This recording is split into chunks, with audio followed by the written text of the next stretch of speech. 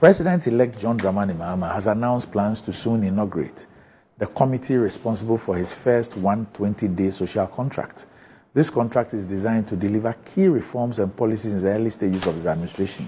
Among the key objectives are the swift nomination of cabinet ministers within the first 14 days, the establishment of a lean and efficient government by day 90, the implementation of a robust code of conduct and standards for all government officials, and the initiation of a national economic dialogue focused on fiscal consolidation. In addition, Mahama intends to scrap several levies, including the E-levy, COVID-19 levy, 10% betting levy, and emissions levy.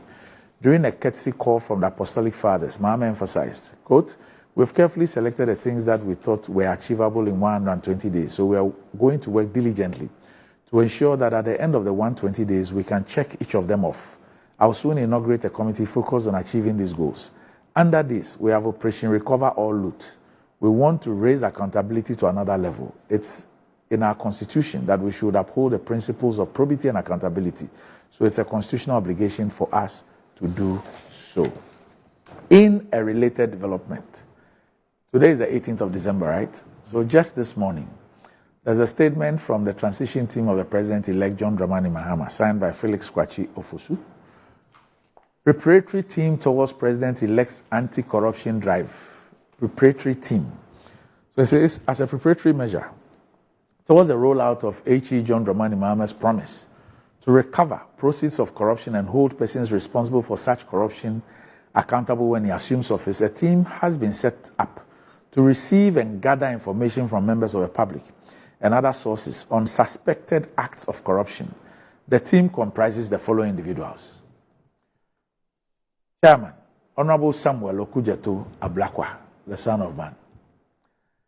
2, Mr. Daniel Domelevo, former Auditor General. 3, COP, retired Nathan Kofi Boachi. 4, Mr. Martin Kwebu, private legal practitioner. And 5, Mr. Raymond Acha, investigative journalist. Anti-corruption with Operation Recover or Loot Oral as a major plank formed a core part of H.E. John Mahama's policy platform in the 2024 campaign and intends to hit the ground running on these commitments. Honorable. Mahama to inaugurate committee to oversee implementation 120-day social contract and preparatory team towards President-elect's anti-corruption drive. Mr. Mahama, whilst campaigning, gave some promises. He segregated them.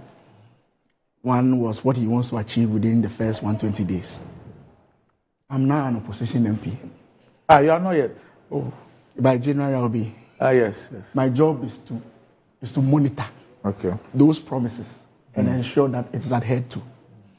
If he wants to go ahead to inaugurate a committee to help him achieve those 120, my job is just to monitor. So I'll be following them. What do you make of the membership? No, that first membership has not come up. Yes. The 120. So we are waiting. Yes. But my job is just to monitor and then be giving update to the Ghanaian people, just as they were doing to us when we were in power. So that's no problem at all. He's promised, he's put up a committee to ensure that he meets those promises. If he's able to meet them, the Ghanaian people will be happy. If he's unable to meet, I will speak about it. I will say that he has failed on those promises. No problem. Now he goes on to an anti-corruption drive, and that he has set up a committee to receive information, complaints. I just hope that this group of people will receive the complaint and forward to the appropriate quarters for investigations and, if possible, prosecution. Randy, as I sit here, I don't have a problem with any corruption drive. Randy, because I'm clean. I don't have any problem. I don't care whether there's a committee to investigate corruption or not.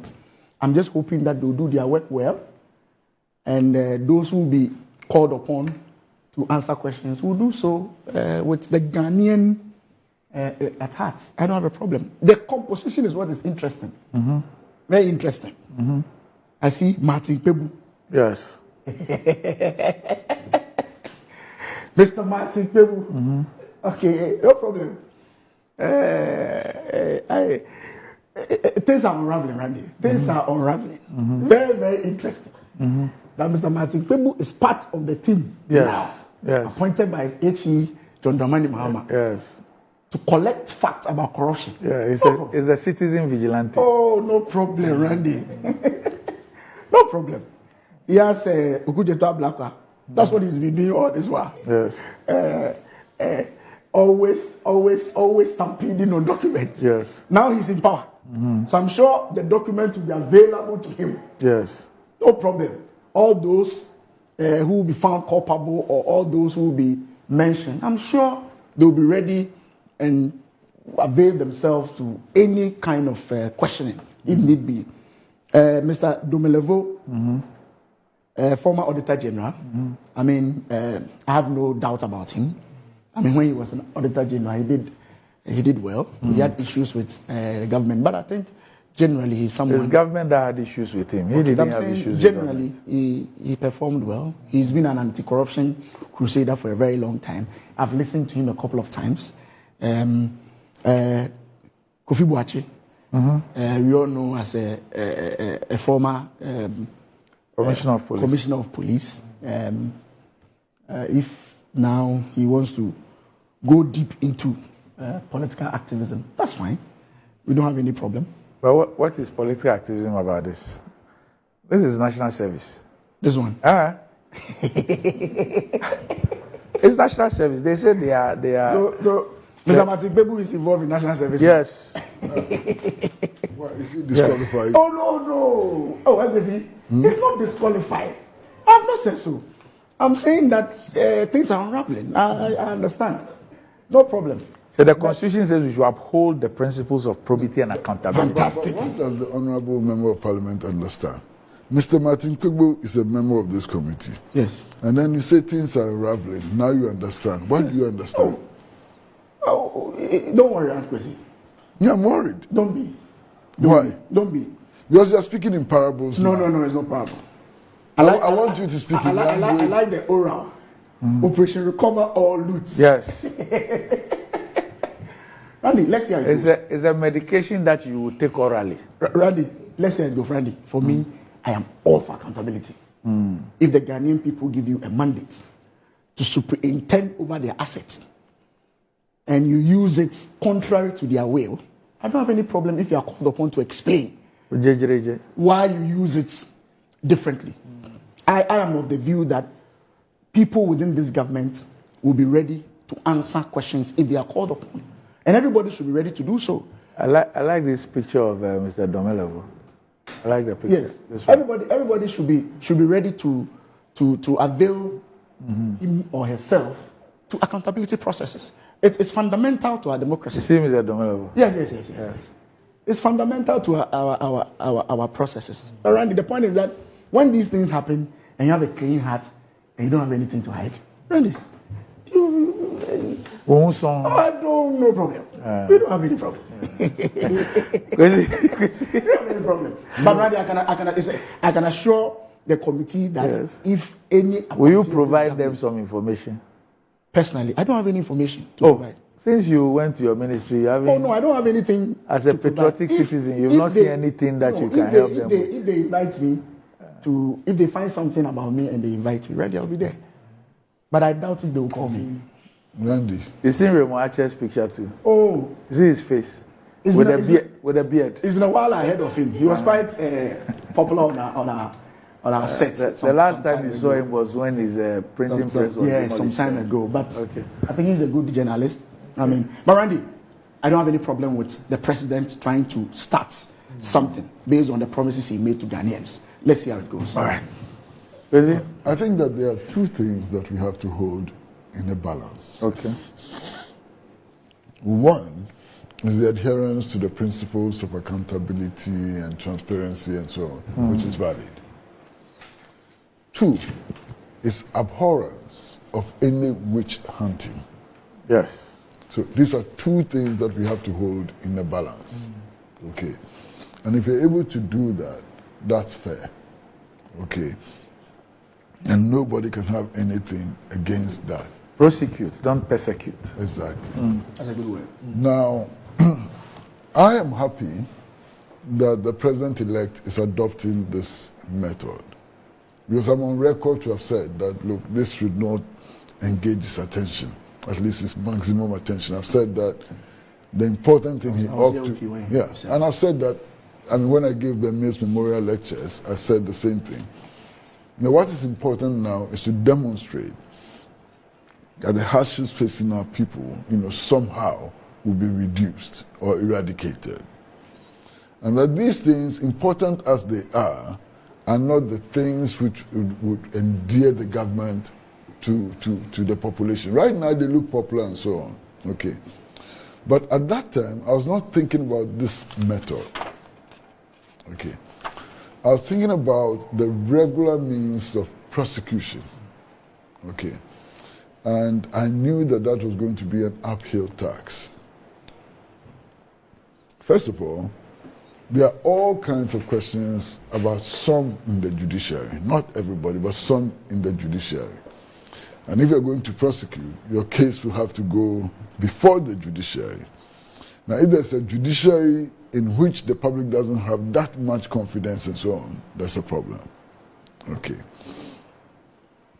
Then there's also the question that these things tend to be very expensive. Very, very expensive for the state and for those who are investigated and prosecuted. And especially if you have people who are well endowed, prosecuting them is not easy. And I can cite many cases. Now, in a situation where people need immediate results, you are not going to spend all your 4 years prosecuting people and so on. The people get angry.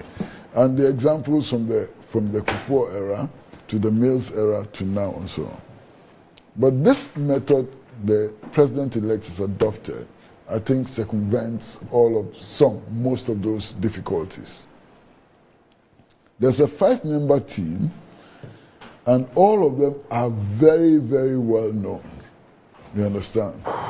And Okudatua Blackwell has been leading this crusade for how many years now? So he's very well known, has a track record, and so on.